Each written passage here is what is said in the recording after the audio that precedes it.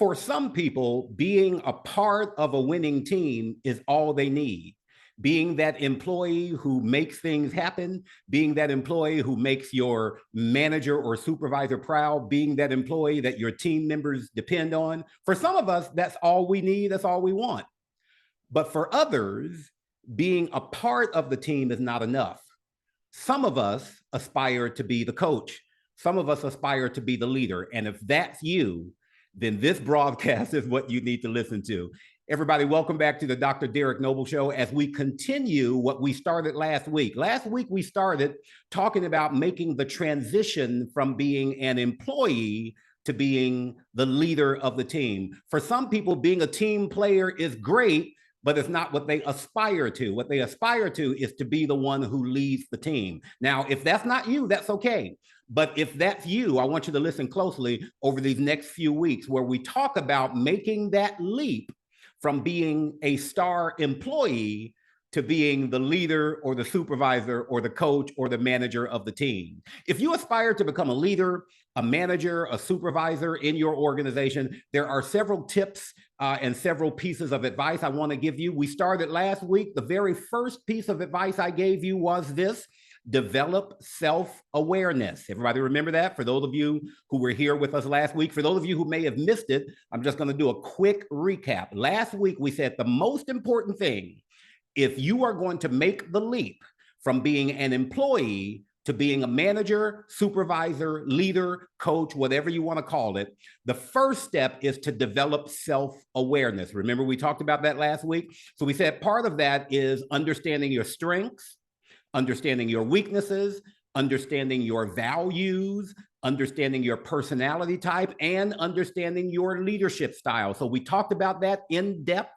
For those of you who are watching this by video, I'm posting this on my social media accounts as a video as well. So feel free to go back to the video from last week and recap those notes. Now let's pick up where we left off. So we said, if we're going to make the leap from being an employee to being a leader, we first have to develop self-awareness. But there's a second thing that we're going to talk about today, and we may not get off this second point. We may need to spend all of our time today on this second point, but it's a very important point. So this second point is, please write this down. If you're going to move from leader, or I'm sorry, if you're going to move from employee to leader, you secondly have to set clear goals. I'll say that again. You have to set clear goals, and I mean clear career goals and other types of goals. If you're going to make the leap from being an employee to being the leader of the team, you've got to set clear goals. Listen closely. Define your career goals and create a plan to achieve them. Now, that second part is very important. Well, they're both important, but that second part, if you don't do the second part, then none of this will work. You have to define your career goals, and not just define your career goals, but you have to create a plan to achieve them. Setting clear objectives will help you to stay focused on your path to leadership. So let's talk a little bit about setting and defining your career goals. This is a very important step in creating a clear and purposeful professional path, whether you are working for a nonprofit, a for-profit, whether you're working at a church and you aspire to move into a senior pastor position one day, whether you are the leader of HR and you want to be a vice president one day, whatever the case may be, if you want to move up the whatever so-called ladder, as we put it, you've got to set and define your career goals. Now, I want to give you some step-by-step tips that will help you to set and define your career goals. One we talked about last week, so we don't have to go into this one, but part of this is to do that self-assessment that we talked about last week. Remember, we talked about you've got to know your strengths, your weaknesses. Go back to that episode if you need to refresh it, but you will never make the leap from employee to leader if you don't do some self-assessment. You need to know what you're good at and why, what you're not so good at and why. And if you need some help with that, go back to last week's broadcast. So let me give you something else you need to do under this umbrella of self-assessment, okay? Under this umbrella of creating some clear goals, okay? We've talked about self-assessment already. So we said the second thing you need to do is to create some clear goals. Let's talk about the difference between short-term goals and long-term goals. Remember, we said if we're going to make the leap from employee to leader, we first of all have to develop self-awareness. But the second thing you need to do is set some clear goals. Now, as we talk about goals, let's talk about the difference between short-term goals and long-term goals. So under the heading of set goals, let's make a subcategory. If you were outlining this, setting goals would be Roman numeral 1, and then under Roman numeral 1, you have A, short-term goals. Then you're going to have B, long-term goals. Let's talk about short-term goals, okay? Short-term goals, listen carefully and feel free to write this down. Short-term goals are typically achievable within 1 to 3 years, okay? That's very important. Write that down. Short-term goals are typically achievable within 1 to 3 years, while long-term goals may take 5, 10, or more years to reach, okay? Now, you've got to have a mix of both in order to provide a balanced approach to leadership. But let's go back to those short-term goals. And I'm going to give you some time to think through this, and I'm going to recommend that you pause this video as you make your list, okay? So what are your short-term goals? Where do you see yourself within the next 1 to 3 years in your organization? Now, I want to stress here that you've got to be as realistic as possible. If you are just starting off and you're in the mailroom, it's probably not going to happen that you're going to be a vice president within 3 years. That's probably unrealistic. I know all things are possible. I do believe in miracles, but let's face it. If you start off in the mailroom, there's probably no way you're going to be vice president or CEO of the organization within 3 years unless your parent is the head of the organization and they just decide to place you into a position of a vice president, which could happen, but chances are that's not going to happen. So let's break your goals down into 1 to 2 to 3 years. We're talking about short-term goals now. What do you think you can achieve within 1 to 2 to 3 years on your job, okay? And if you're drawing a blank there, here's a simple way, or maybe not so simple, but here is a way that you can do that. Talk to somebody who has been in your situation before. Find somebody at your organization who started on the lower end of the flow chart and they've moved up, and maybe they moved up somewhat quickly. What I like to do with people like this, I did this early in my career as a young executive. I would find somebody who had done what I wanted to do. I found somebody who had done already what I wanted to do. And I just offered to take them out to lunch, offered to take them out to dinner, and just pick their brain. And I even, for a couple of people, I even offered to pay them. I'll take you to dinner and I'll give you $100 if you just spend some time telling me how you made the leap from where you started to where you are now, okay? I did that a few times. Now, you may not need to do that, but I always offer to compensate people for their time. Now, what you'll find is most people who made that successful leap won't take your money. They'll say, you know what? Yeah, let's go to lunch. I'll gladly talk to you. Most people are like that. Some people will say, yeah, my time is valuable, so pay me. Hey, if it's worth it. Now, this goes into the definition of a mentor. Now, if you've listened to my broadcast before, if you've heard me talk about anything before, you've heard me talk about mentoring, I'll give you the definition of a mentor one more time. For those of you who've ever missed the Derrick Noble definition of a mentor, listen closely. A mentor is somebody who has already successfully done what you are attempting to do, and they're willing to spend time with you to show you how they did it. I'll repeat that.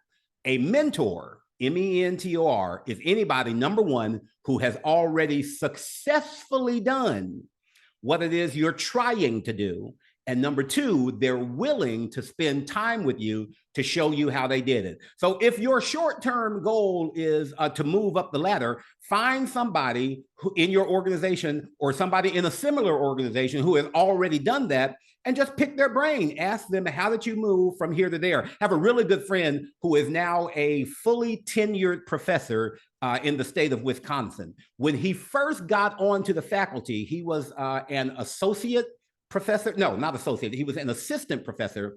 If I remember correctly, it's assistant, then associate, and then full professor. So this person came in as an assistant professor, and he wanted to become a tenured professor eventually. So what do you think he did? He found out who else was on faculty who moved up rather quickly from being an assistant to being a full-time professor. So he just took that person to lunch and said, hey, when you were a first-year professor, number one, did you know that you wanted to one day have tenure?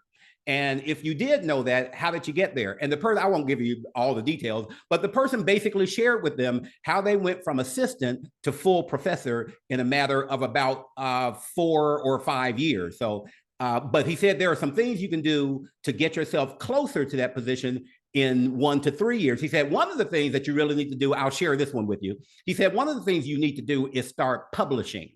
They were at a university, I won't call the name of the university, but they were at a university where publication was very important. You know, for some professors and some universities, if you're going to move up the ladder at that university, you've got to be a published author. If you don't publish some articles in some major periodicals, if you don't publish some books that sell well, chances are you're never going to be a full-time, full-fledged professor at that university. So sometimes you need to know those types of things. So this person sat down with this professor who had already been there, and he showed him the way to go. That's what I'm talking about. That's what a mentor is. A mentor is somebody who has already done what you're wanting to do, and they're willing to show you how to do it. So short-term goals, I want you to think about some things on your job.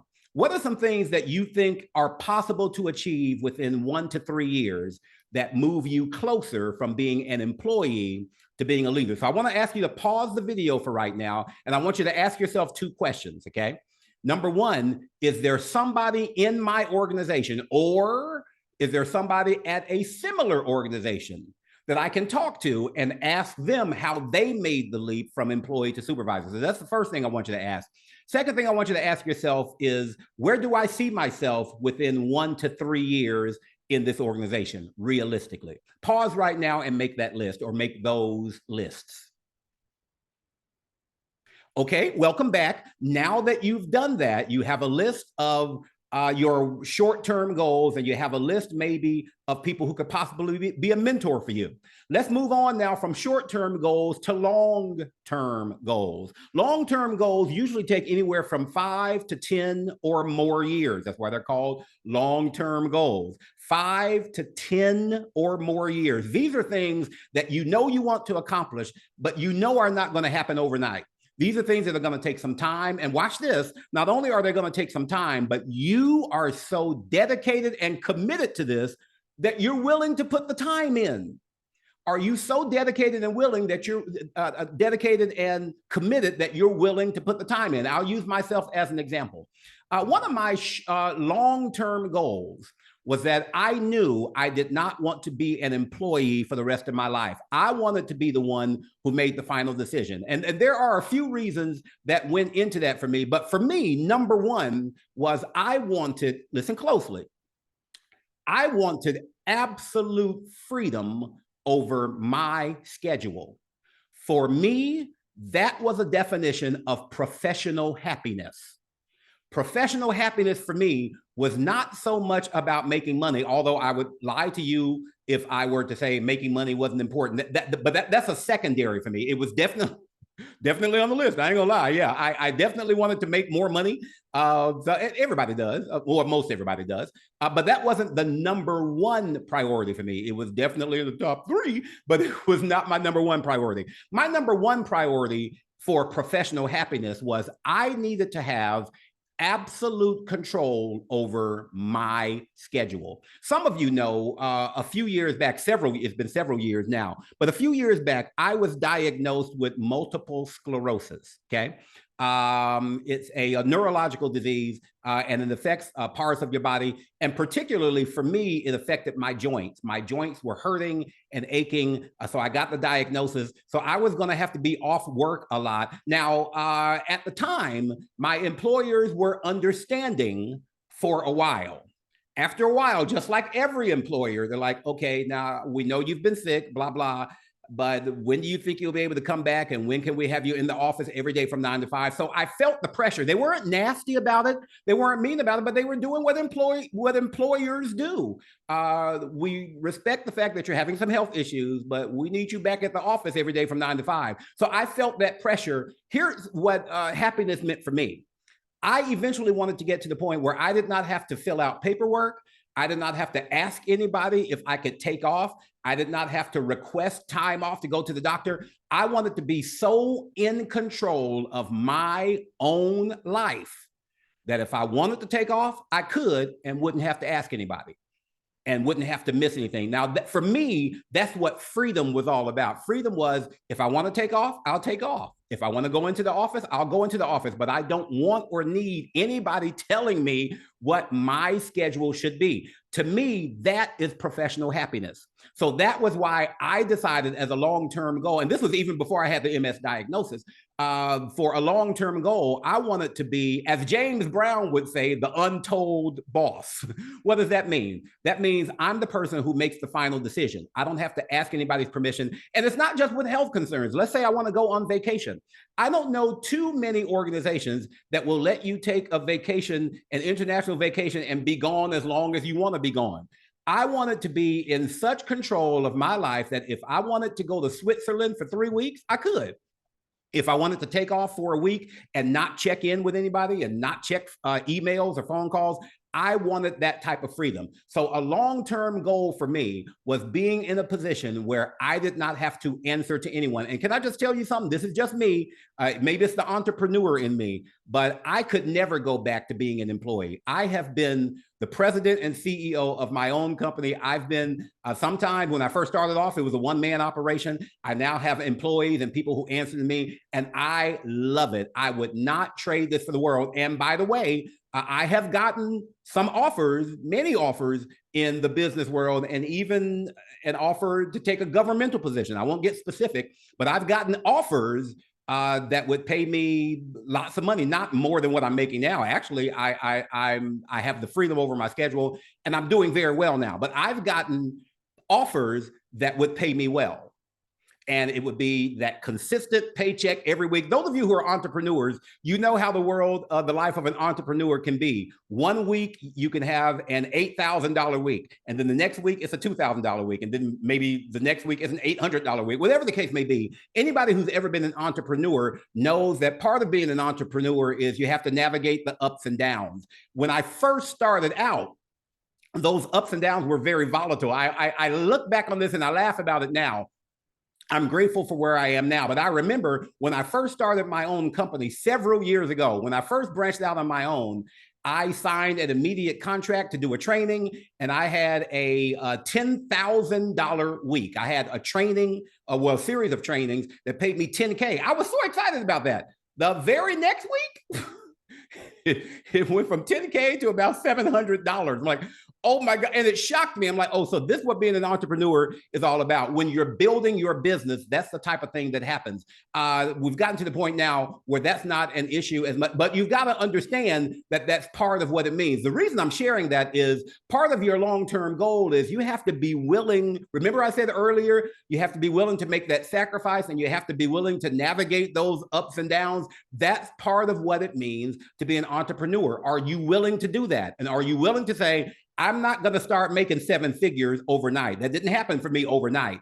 It's been over a 10-year period, okay? But it didn't happen overnight. When I first started out, I was still worried about paying bills and keeping my lights on and being able to travel. There were even times when I first started out, since I'm sharing, there were times when I first started out, I was speaking at a particular place, at particular places, and I did not have enough money to get a hotel room. I would sleep in my car at a, what do you call those, a rest stop. Or sometimes, a couple of times, I slept in my car in the parking lot of the hotel I was speaking at. I would be speaking at a hotel in the ballroom, but I didn't have enough money to afford a room at the hotel that night. So I slept in my car in the parking lot, and then got up and washed in the bathroom at the hotel. God is my witness. And then I went and did my speaking engagement. So I remember when I first started off, things were not where they are now. I look back on it and I say, thank you, God, for how far God has brought me. You've got to be willing to say, I'm in this thing for the long haul. It is so unrealistic. I was speaking to a young man that I'm mentoring. He's in his 20s, mid 20s, and he was talking about retiring by the age of 30. I'm like, how many people do you know of that have actually retired by the age of 30 and have enough money to take care of themselves and buy their mama a house? I'm like, dude, that's unrealistic. Not everybody is a Bill Gates. Not everybody is a Mark Zuckerberg. Not everybody is a, and I was about to say, not everybody is a Tyler Perry. But if you talk to Tyler Perry talks about how he was homeless and he slept in his car. I mean, he and I have some similar stories. So it's unrealistic as a young 20-something to say, I'm going to be making 7 figures and I'll be retired by the time I'm 30. Maybe you need to make some longer term goals, 1, 2, or 3 years. So maybe your 1, 2, 3 year goal should be, okay, this time next year, I won't have to sleep in my car anymore. And within 10 years, I'll be the president of the company making the type of money that I hope to make now in my first year. You've just got to be realistic. Now, something that will help you to be realistic is to find that mentor and talk to that mentor. When my young 20-something mentee said to me he wanted to be independently wealthy by the age of 30, and then I shared with him my story, he was like, oh, so maybe I won't be a millionaire by the age of 30. I'm like, nah, I don't think you will be. Now, that doesn't mean you won't be a millionaire by the age of 40, but you're 25 right now. Don't expect to be making 7 figures within the next 5 years. For most people, that is terribly unrealistic. So what are your short-term goals and what are your long-term career goals? Where do you see yourself in 5, 10 or more years? And get as specific as possible. How much money do you see yourself making? How many clients do you see yourself having? What do you think your social media outreach will be if you plan on having it? How many employees do you plan on having on your roster by that time? Get as specific as possible. And again, if you're not sure how specific you should be, this is where finding a mentor will come in handy for you. So pause right now, and I want you to get gut level, specific, and honest. Where do you see yourself, since you've already done your short-term goals, where do you see yourself in 5 years, 10 years, and beyond that? Pause right now and just brainstorm and dream big, okay? Now, let me just say this before you pause. If you can look at those long-term goals and say, ooh, that's easy, chances are your goals aren't big enough. I've said that to people all the time. If you look at your goals and say, I can do that with no problem, your goal is too small. So now those are long-term goals, not short-term. So go ahead and make a list of your long-term goals. Pause and make your list.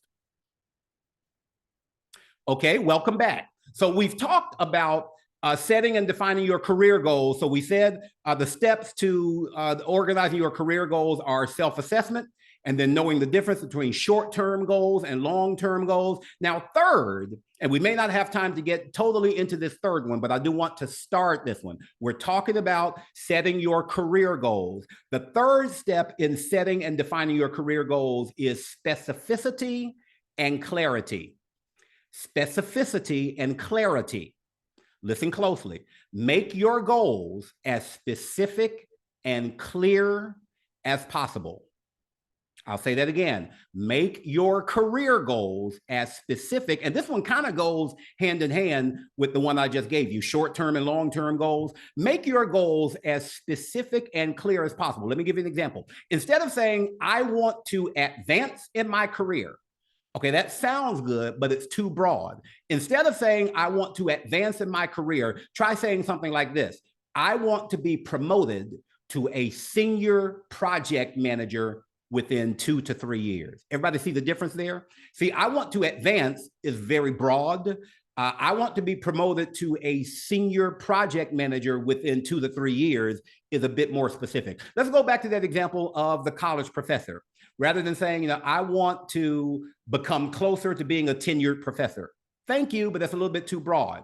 Instead of saying, I want to be closer to being a tenured professor, why not say this? Within the next 2 years, I want to have published at least 3 scholarly academic articles in journals that are really popular within my field.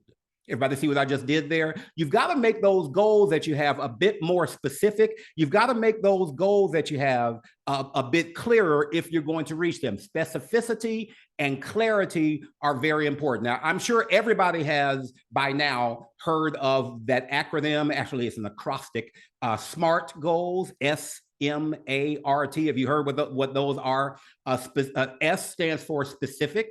Okay.